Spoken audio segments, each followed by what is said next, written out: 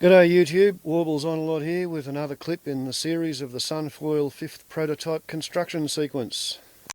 And I've decided that I'm going to fix that reappearing pair of bubbles no matter what it takes, and what it seems to take is digging the faulty epoxy out and replacing it with wood filler, which I've made up from strands and shavings from when I was rasping the fairing, and PVA wood glue, water soluble.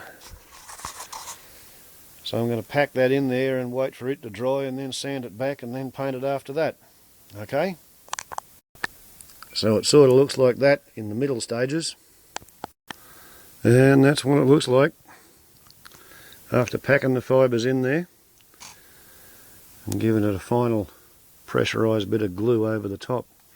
And ideally by tomorrow I will sand that back and we'll have another go at painting. As usual, this job's been loosely supervised by a swamp wallaby,